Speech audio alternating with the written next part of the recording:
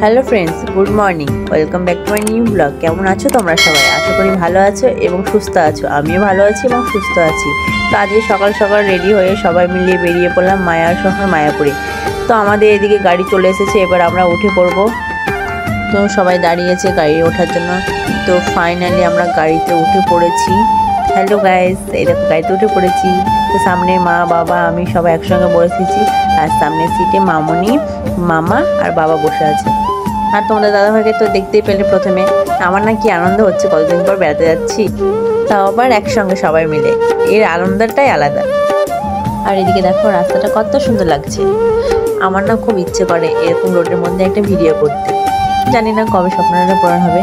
এই যে সামনের রাস্তাটা দেখছো না, এটা হলো আমাদের বেতুয়া ডৌরি ফ্লাইওভার। ফ্লাইওভারের নিচ দিয়ে ট্রেন যায় আর ওপর দিয়ে গাড়ি যায়। ফ্লাইওভারের নিচে না খুব সুন্দর একটা জায়গা আছে, আমার তো খুব ভালো লাগে ওখানে যেতে। তোমাদের দাদাভাই একবার নিয়ে গেছিল আমাকে। আমাদের বেতুয়া থেকে না মায়াপুর যেতে বেশি সময় লাগে না, গাড়ি করে গেলে 8 ঘন্টা লাগে, আর বাসে করে গেলে 40 মিনিট। আর আমার তো মায়াপুরে আসতে খুব ভালো লাগে, এমনকি আমাদের বাড়ির ফ্যামিলি সবাই ভালোবাসে মায়াপুরে আসতে। মামনি কি বলে যেন, মায়াপুর একটা এমন শান্তির জায়গা না, মন খারাপ থাকলে মন ভালো হয়ে যাবে। ফাইনালি মহাপ্রভু স্থানে চলে এসেছি। তো ওই দেখো চূড়া দেখা যাচ্ছে, তো একটা আলাদাই শান্তি। কে কে এসেছে কমেন্ট করে জানিও। আজকে রাস্তাটা ফাঁকাই আছে, জনসংখ্যা থেকে টোটো সংখ্যা বেশি আছে দেখছি। কথা বলতে বলতে অনেকটা এগিয়ে এসেছি, সামনে গেট পড়বে। তো এতক্ষণ গাড়িতে বসে থাকার পর ফাইনালি আমরা মায়াপুরে চলে এলাম। তো আমরা সবাই গাড়ি থেকে নেমে পড়লাম, বাবাও নেমে পড়েছে, মা আমি ফার্স্টেই নেমে পড়েছি।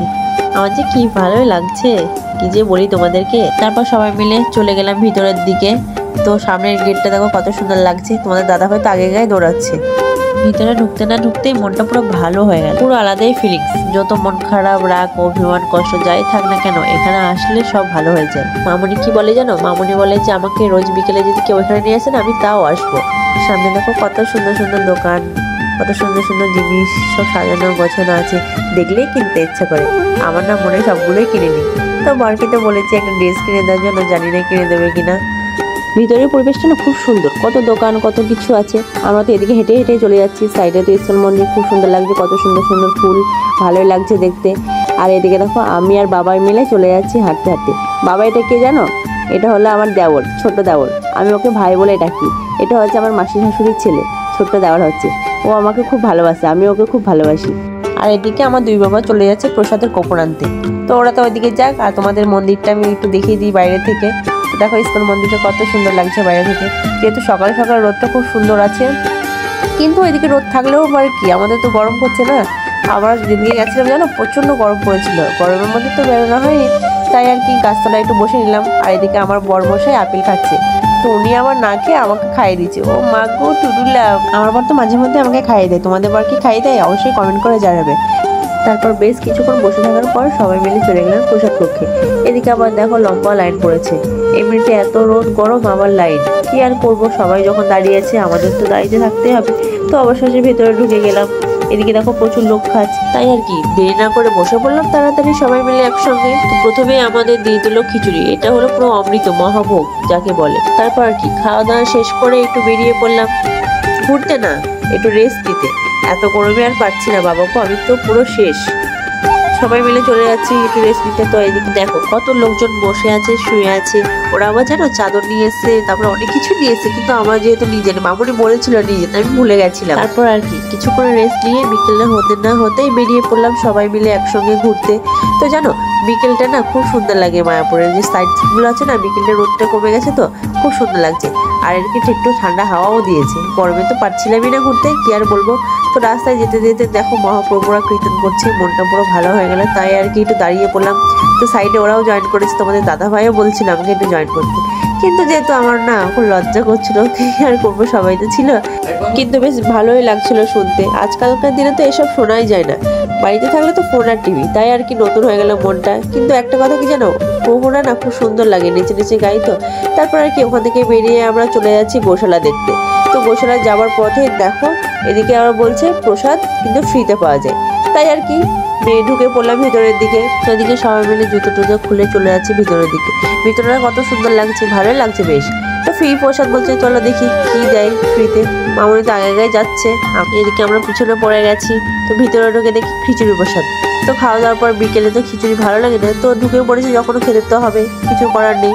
তো খাওয়া দাওয়া শেষ করে আমরা আবারও চলে যাচ্ছি গোশালার দিকে। গোশালায় যেতে যেতে প্রথমেই দেখা হয়ে গেল গোমাতার সাথে। তো প্রথমেই দর্শন করে নিলাম গোমাতার সাথে। তো বেশ ভালো লাগছিল পরিবেশটা, মনোরম পরিবেশ, কোনো আওয়াজ নেই, কিচ্ছু নেই, সবাই যাচ্ছে, মনটা তো পুরো ভালো হয়ে যাচ্ছে। আমার তো খুবই ভালো লাগছে যেতে যেতে। তো কে কে এসেছে অবশ্যই জানিও তোমরা। তো তোমাদের সঙ্গে গল্প করতে করতে ফাইনালি চলে এলাম গোশালার দিকে। তোমাদের দাদাভাই তো আগে দৌড়াচ্ছে, ওর সঙ্গে কি আমরা পারি? আমি তো মেয়ে, আমি তো হাঁটতে পারছি না, তাই আমি পিছনে পড়ে গেছি। তো ভিতরে ঢুকে গেলাম, দেখো কতজন আছে, কত দোকান টোকান সবই আছে। তো গোশালার দিকে ঢুকতে না ঢুকতে দেখো গেট বন্ধ হয়ে গেছে। তো ওদের তো একটা টাইম থাকে, আমরা তো সেটা জানতাম না। তো মনটা তো খারাপ হয়ে গেল। এর আগে তো আমি এসেছিলাম কিন্তু গোশালায় আসিনি, তাই আর দেখতে পাইনি, এবারও দেখতে পেলাম না। কি আর করবো, মনটা খারাপ হয়ে গেছে। মনটা তো খারাপ করলাম আমি, প্রথমে তো গোমাতার সাথে দেখা হয়ে গেছে, তাই মনটা একটু ভালোই করে নিলাম নিজে থেকে। তো তারপর ওখান থেকে বেরিয়ে আমরা চলে যাবো পার্কের দিকে। তো আরেকটা কথা বলি তোমাদের, আমরা তো যেহেতু ঘর ভাড়া নেওয়া হয়নি, আমাদের তো খুব কাছেই বাড়ি, তাই আর কি ঘর ভাড়া নেওয়া হয়নি। তোমরা চাইলে কিন্তু নিতে পারো, যোগাযোগ করতে পারো প্রভুদের সঙ্গে এবং অফিসে। আর এদিকে দেখো আমার বরমশাই আমাকে না নিয়ে চলে যাচ্ছে। আমার যে কি রাগ হচ্ছে না, আমার হাতটাও ধরছে না, এদিকে একাই যাচ্ছে। আমি এর পরের দিন থেকে আর ওর সঙ্গে কোথাও যাবো না, আমি বাড়ি গিয়ে ওর সঙ্গে ঝগড়া করবো।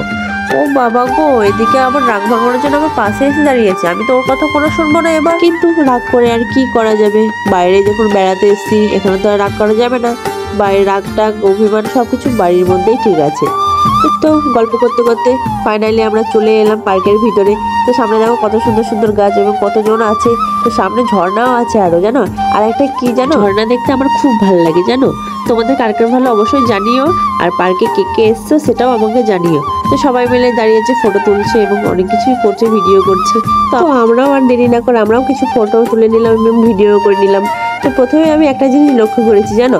ঝর্ণার কাছে না কিছু রঙিন মাছও আছে এবং কচ্ছপ আছে। আমি তো জীবনে কখনো রঙিন মাছ এবং কচ্ছপ দেখিনি, তা আজকে দেখে নিলাম। মনটা তো পুরো ভালো হয়ে গেল এবং হ্যাপি লাগছে।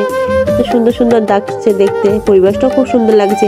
এত সুন্দর পরিবেশের মধ্যে ভিডিও না করলে হয়, তাই আমি আর মামুনি কিছু ভিডিও করে নিলাম এবং আমি একাও করে নিলাম। এত সুন্দর রাস্তা, তাই আর কি রাস্তায় যেতে যেতে আমি একটা জিনিস দেখতে পেলাম। কি বলতো, তোমরা নিশ্চয়ই দেখেছো এই যে এই জিনিসটা, আমি তো আজ পর্যন্ত দেখিনি নিজের চোখে। আমি তো বিশ্বাস করতে পারছি না, বাবারে কত বড় বড় হাতি।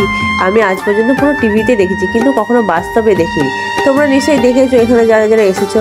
কিন্তু আমি খুব দুঃখিত যে তোমাদের মন্দিরের বাইরেটা দেখানো হচ্ছে, মন্দিরের ভিতরটা তো আর দেখানো যাবে না, কারণ ফোন অ্যালাউ নয়, কোনো কিছু অ্যালাউ নয়। তো তোমরা যারা যারা এসেছো নিশ্চয়ই বুঝতেই পারছো। তো তাই আর বাড়িটাই দেখিয়ে দিলাম। তো অনেকটা রাত হয়ে গেছে, আমরা মন্দির টন্দির ঘুরে এবং সন্ধ্যা আরতি দেখে এবার বাড়ি ফেরার পথে রওনা দেবো। তো বাইরেটা কত সুন্দর লাগছে রাতের বেলায়, কিছু তো আর করে না, ছেড়ে যেতে তো ইচ্ছেই করছে না, কিন্তু কি আর করা যাবে, যেতে তো হবে বাড়ি। তারপর আর কি টাটা করে বেরিয়ে পড়লো সবাই মিলে বাড়ির দিকে। আমার তো মনটা খারাপ করছে, আমার তো যেতে ইচ্ছে করছে না, কি করব, যেতে তো হবে, সারা জীবন তো এখানে থাকা যাবে না, বাড়িতে যেতে হবে। তো বাইরের দোকানগুলো দেখো রাতের বেলা খুব সুন্দর লাগছে। তো মাও কিছু, তো মা আর আমি ঘুরে ঘুরে দোকানগুলো দেখে নিচ্ছিলাম। অনেক কিছু বসেছে, নিতে তো সব কিছু ইচ্ছে করছে, কিনে তো আর দেবে না বর্মশাই। তারপর আর কি আমাদের গাড়ি চলে এসেছে, এবার আমরা বাড়ি যাচ্ছি। তো দেখো সামনের রাস্তাটা কত সুন্দর লাগছে এবং রাস্তার বেলায় ভালোই লাগছে। তো আমরা ততক্ষণ বাড়ি যাই এবং তোমরা চ্যানেলটাকে সাবস্ক্রাইব করে দিও, আবার আমাদের পাশে থেকো। তো আমাদের ভিডিওটা কার কার ভালো লেগেছে অবশ্যই জানিও। আর মায়াপুরা কে কে এসেছে অবশ্যই জানিয়ে সেটা, আর কে কে আসুনি সেটাও জানিও। তো আজকের মতো এটুকু, টাটা বাই বাই, ভালো থেকো সবাই।